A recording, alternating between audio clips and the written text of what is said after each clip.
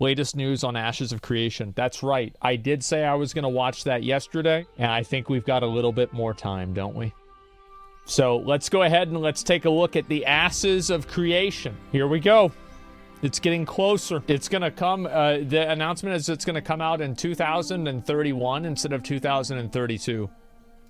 It's been a solid 4 months since my last Ashes of Creation video, which means it's once again time for me to update the casual followers of this MMO that don't have the time to tune into every hour-long livestream about the progress of the game. And let me tell you, the past 4 live streams have been absolute bangers, with one of them in particular being my favourite progress update shown by Intrepid so far. But first, today's sponsor, Omni Heroes. Embark on a heroic fantasy adventure in a world. I keep getting advertisements for this game, but the girl in the advertisement has really big boobs and she's hot, so I usually watch the advertisement. Shrouded in Darkness with Omni Heroes, a casual take on classic strategy RPGs. Eve, the world's creator, has given you the mission to locate the 7 sacred Valkyries that will fight alongside one another in either a PvE or PvP format against the evils that threaten the world. To realise your full potential, you must forge bonds with the Valkyries and enhance your character how you see fit with the variety of talent paths available. Enjoy the traditional 5v5 turn-based combat, and with the different synergies and characters at your disposal, mix and match to build over 100 different team lineups. Or, if you have a busy day ahead, take advantage of Omni Heroes' relaxed idleness. Keep your game open whilst going about your day in the real world, whilst earning rewards in the Omni world. You'll become completely engrossed in this world thanks to the hand-drawn aesthetic and distinct background scenes. You might even start playing the in-game Labyrinth or Blackjack. So download now alongside 1 million other players and receive unique rewards for your early entry.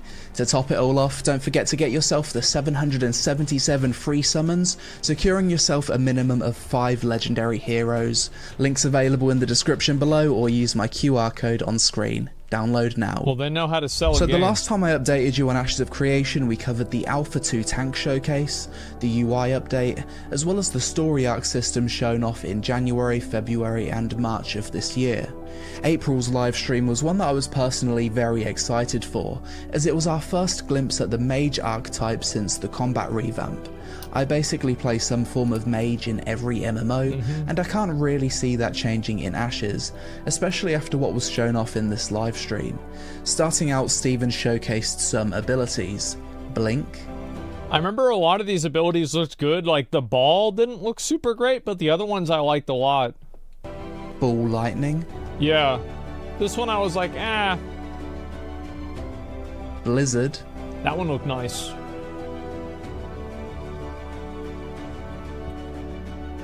Cone of Cold. They also did Chain Lightning. Lightning Strike. Yeah. Arcane Volley. Elemental Empowerment, which is an ability that works together with your weapon basic attack and previous elemental ability cast.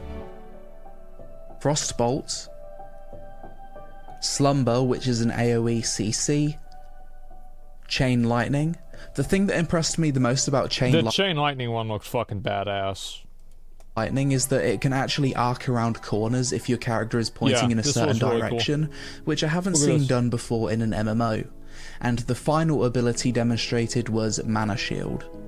Overall, the mage showcase in April was pretty cool. The combat didn't blow me away or anything, but it looked passable for the game's current state of development. One thing I liked in particular... I feel like nothing about the combat, like, it doesn't look... Like, the combat doesn't look as flashy or as, like, clean as something like Lost Ark or BDO, and I don't think it looks like it has the responsiveness of something like World of Warcraft. But, like, really... there's a reason why people aren't playing those games, right? It's because of the systems. It's because the game is just like, it's boring for one reason or another, or they've played it a lot. Like, it's problematic in one way or another. And I think that the biggest selling point of Ashes of Creation is the philosophy and the game design, much more so than like the day-to-day or minute-to-minute gameplay. But to be honest with you, I think that they're equally important for like making a game successful. Is that copium, though? Well, no, I don't think it's copium. I'm just putting it in context. is that most of the spells don't completely root you in place, and you can still slowly move whilst casting abilities, which will help make the combat feel a lot better with more player agency than just being rooted. Yeah, that feels way fucking better. It's the same as like in New World, or not New World, same as like in Elden Ring, whenever you're able to like drink a flask and then move slightly. The May update livestream was definitely another one I'd consider to be a banger. Yeah, this is the world boss. We finally got to see the CYCLOPS world boss fight against a full raid of 16 players. The preview started out with Steven on a mage in the Riverlands during the winter season. Before encountering the CYCLOPS, we got to see a cool example of the mob aggro system against some giant spiders. Unlike most MMOs where mobs straight up aggro you, in Ashes some of them will threaten to aggro you by changing to a defensive posture if you get too close before attacking. Yeah, I think that's really cool. That is a very, very cool design, and it makes the game feel more immersive, makes it feel more realistic. I like that a lot. This is another nice bit of attention to detail and immersion that I haven't seen done before in other MMOs. Eventually we encountered the CYCLOPS, which instantly impressed me with how he paths through the world. Not only do you hear the stomps of his footprints from far away, but you can also see and hear trees fall down as he walks past them. We followed the CYCLOPS until we reached his combat arena, at which point the rest of the raid decides to show up. He was then engaged in combat and we were able to get a look at his mechanics. Now, world bosses in MMOs typically don't have many or any mechanics other than just tank and spank. I think that world bosses in MMOs are always going to be dog shit.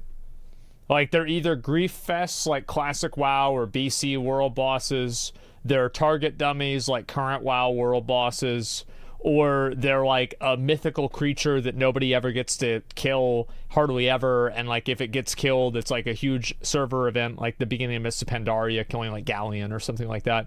Like, there's no version of a world boss that I think is good. But the CYCLOPS did actually impress me, not only with his mechanics but also animations. There's a crush ability that tanks need to block or take massive damage, there's raid-wide AoE roots, cone attacks and a charge. At about 60% HP he drops his tree totem and players need to DPS it down before it spawns healing caps which restore his health. And once the totem is destroyed, Tumok gains a new mechanic where he slams the ground multiple times, dealing massive raid-wide AoE damage each time. Overall, a really cool fight and an absolute sight to behold, seeing this massive CYCLOPS charge around an area dealing environmental damage and slamming groups of players. Yeah, I mean, like, I think this looks fine. I mean, I would try this out. I would play this. It's okay. How does this scale, though? I'm not sure how it scales. Like, I have no idea. Yeah, it looks okay. Likely the encounter doesn't appear to be too difficult. I mean, I wouldn't expect, by the way, guys, I wouldn't expect to see, like, a lot of really high fidelity, like, graphics in an alpha. And this is even pre-alpha for the game. So, like, just because the graphics don't look super great, that doesn't really upset me or worry me. The only concern that I really have about the graphics is that I don't think this game has, like, a very strong art style that's compelling. Like, it doesn't have an art style that, like, people are like, oh, that's from Ashes of Creation, or, oh, that's from, you know, for example, like, you see something from WoW, it's immediately, oh, that's from WoW. You see something from Final Fantasy XIV, that's from Final Fantasy XIV. And I think that matters. It is just a low-level world boss, Matters a lot. And for me the most fun aspect of world boss fights is the sheer spectacle of having large groups of players come together to enjoy an epic encounter in the open world. So in that regard, I think what was shown here was a success. For sure. The Ashes June update was my favorite. Far my favorite live stream. He's so smart. I love this guy. He has such great opinions about everything. So far, as it showed off a side of the game that I'm personally the most excited about. Yeah. The real space player housing and freehold system. Point. For the longest time, what's excited me the most about Ashes is the idea of having my own real space area in the world where I can grow crops, craft, place furniture, raise... As I said, one thing that really got me excited about this is the fact that whenever people rode in here, their mounts didn't despawn. They just sat there at the start or the front of the ranch. It felt like you actually just showed up.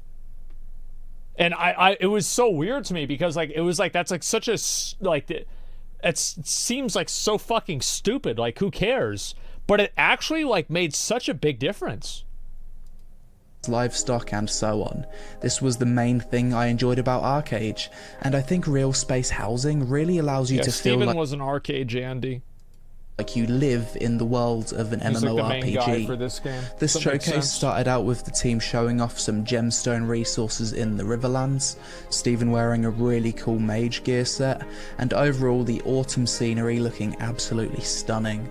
The team mount up on these giant bunny mounts and head towards the Freehold. I thought the mounts running animation here looked expertly done. Yeah, I was surprised that it was so good, actually. I was expecting this to be dog shit.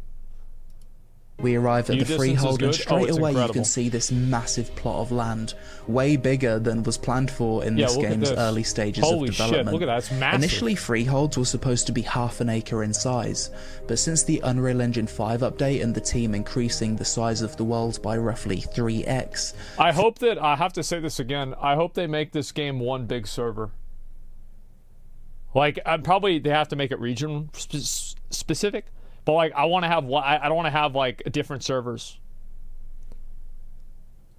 Freeholds are also increasing in size by 3x to 1.5 acres in size. Yes, that's right. Visually, I think the current size of this land looks way more immersive and believable. Like, you should try to, like, I would try to design the game in a way that it would create real life conflicts. Like, for example, I would make it to where like taxes in an area would be relative to the price of the other houses in the area, so you could have gentrification in the game. I would have it to where, like, for example, living inside of the city, there would be like a few really, really nice houses inside of the city, but then everybody else could like live in like a in like an alley or something like that, right? Yeah, you want to create You want to create organic. You want to create slums. You want to create like an underclass of people. You create the projects. Yeah, exactly. And then like if there is, like for example, like you could have in like certain towns where if a lot of the players in that area didn't have a lot of like they weren't paying a lot of taxes, sometimes you could PK people in that area, and then the guards wouldn't even do anything. Like, imagine that, and it would be like random.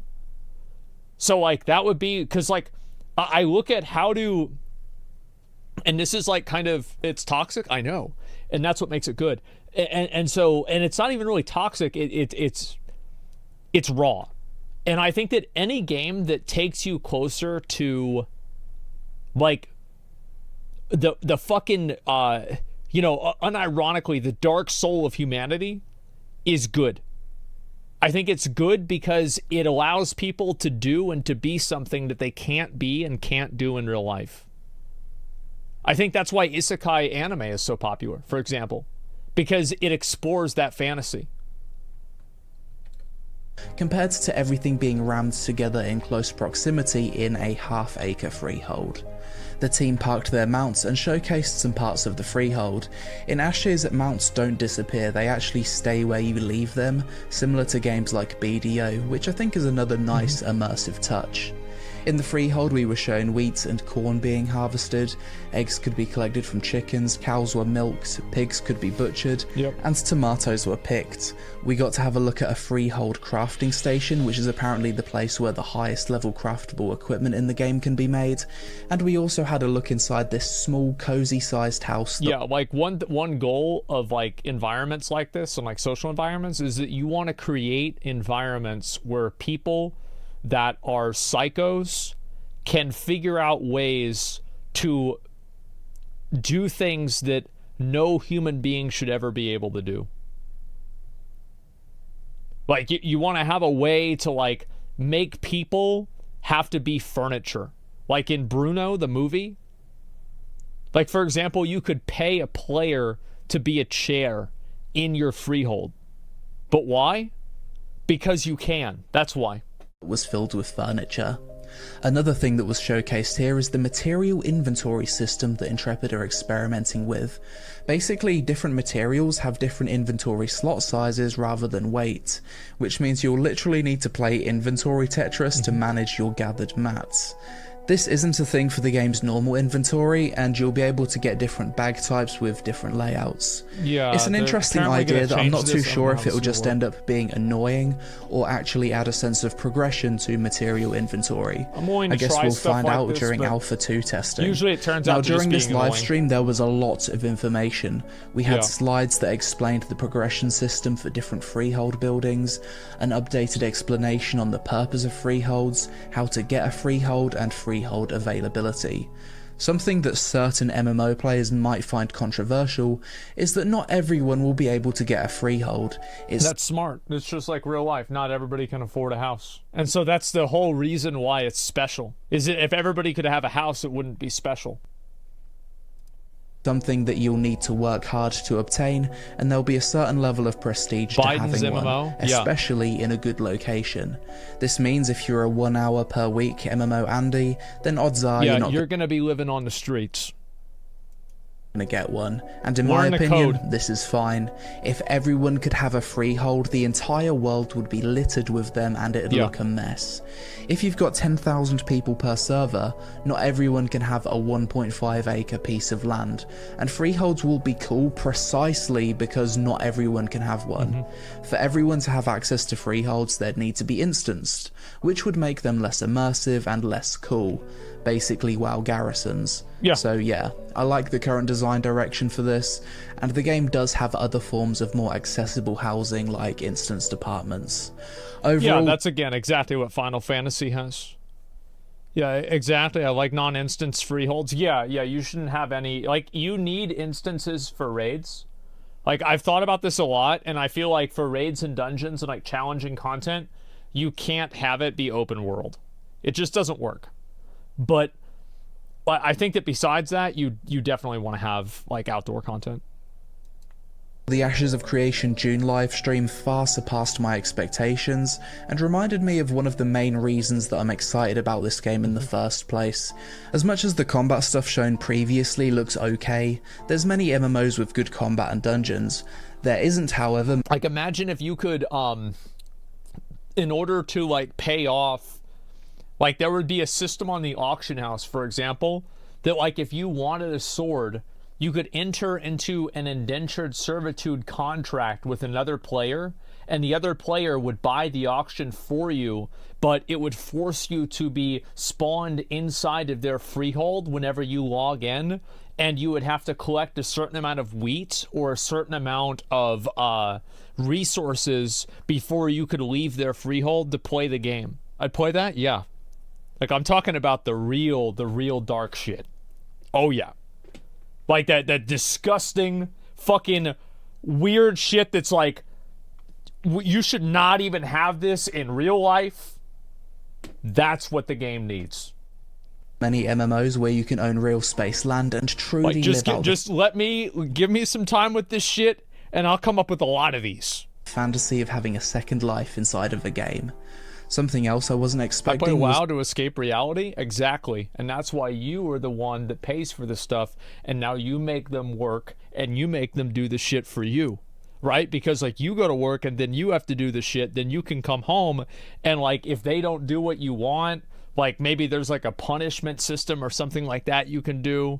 Oh, yeah. I mean, you could go on and on and on about this. You could even have, like, for example, if it became, like, a popular thing, you could have it to where people that didn't do it properly, how would this work?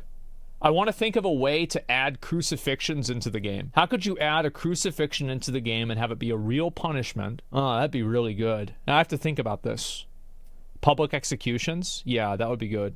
The sheer amount of depth that the freehold system seems to have with the progression trees for each of the buildings.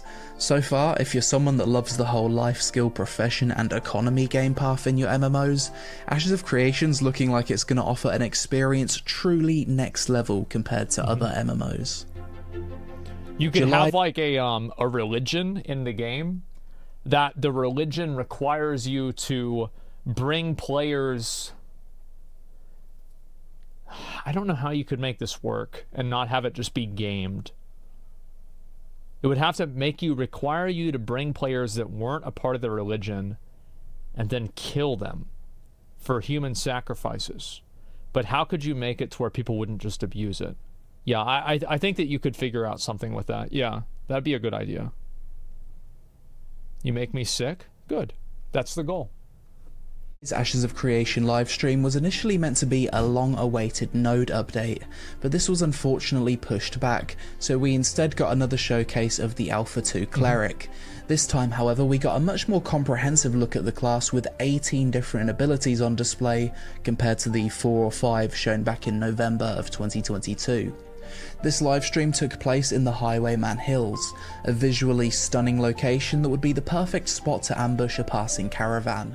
Typically this area is supposed to be inhabited with bandits, however during the livestream there's a story arc in progress where Minotaurs have seized control of the area.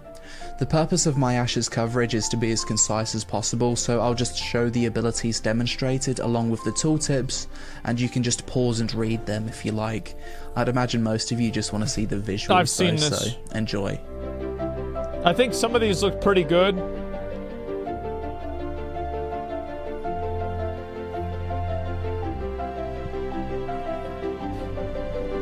Have players solve captchas to reduce their time on being crucified, which is like 100 hours initially.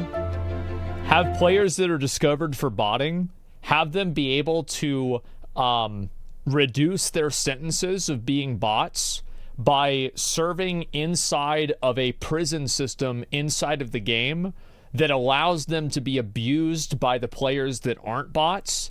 And each hour spent inside of this prison system, that would make them do like menial labor. Like, so they would gather like 100 wheat and then they would only get 1 wheat out of it while they're being abused by other players. And then also inside of the prison system, you would have PvP always on for all players. So like the people in the prison could just kill each other, or they could farm more, but farming more you could turn in the wheat to reduce the commute of the sentence by like an hour. So that would create a meta for people to like group up and kill people that are farming the wheat to take it and then turn it in to reduce their sentences. And then you would also have it to where like players could watch this and then potentially like engage prisoners to do different things to each other. So I think that could work pretty well. So feudalism? Yeah. You just look at all the bad things that happened in history and you figure out how to program that into the game. How to make people do it. That's what's special. It's not about making a system. It's about making it possible and letting players do it.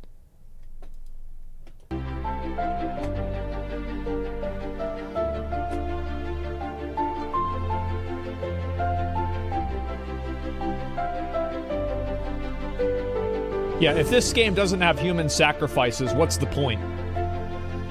You know?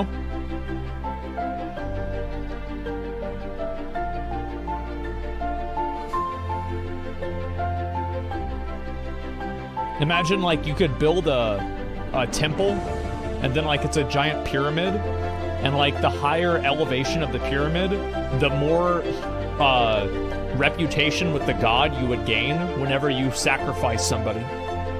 So it would make people build really big pyramids to sacrifice people. You see how that would work? Yeah. Can I own the prison and profit off the death? Yeah.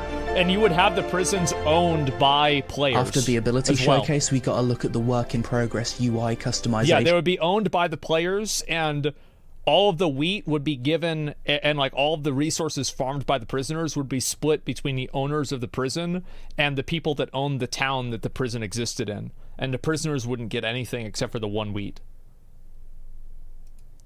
Option, which so far looks really clean, and after that the team basically fought their way through a point of interest to show off the cleric's healing capabilities under stress. Some heals. Players can solve the botting problems? Not exactly. Wreck that wolf.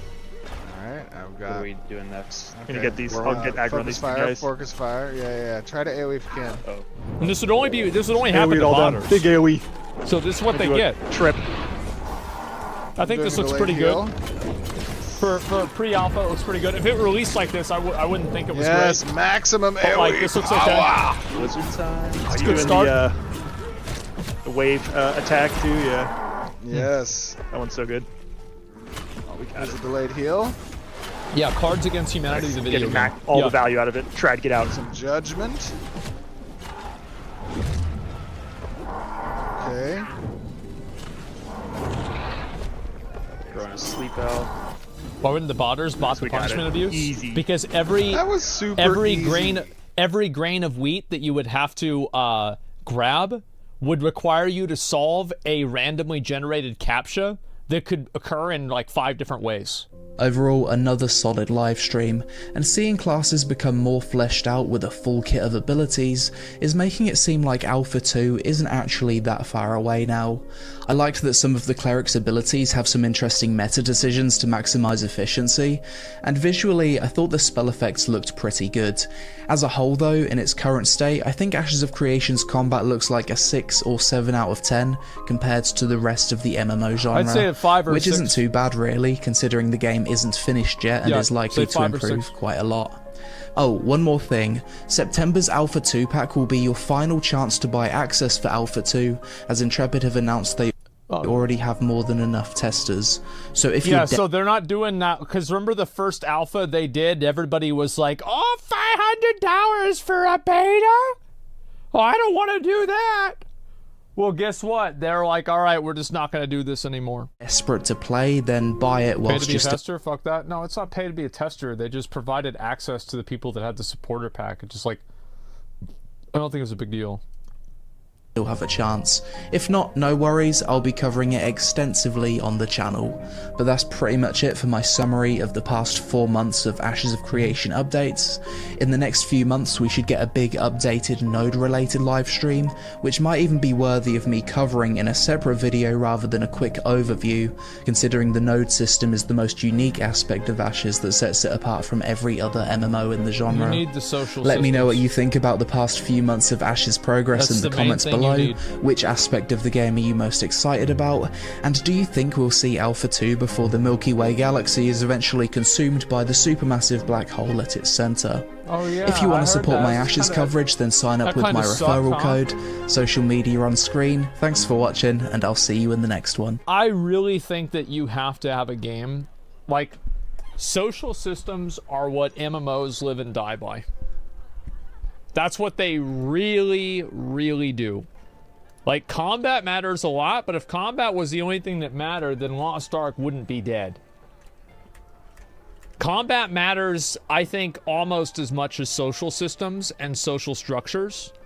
But, I mean, realistically, you need both, okay? Like, let's cut to the chase. You need both in order to be massively successful, and I think Ashes of Creation can improve a lot. Obviously, this was a great video. Lazy Peon has been making Ashes of Creation videos for, like, the last, what the fuck, like 2 years, 3 years? Actually learned about Ashes of Creation originally from Lazy Peon. There's the video. Make sure to give it a like.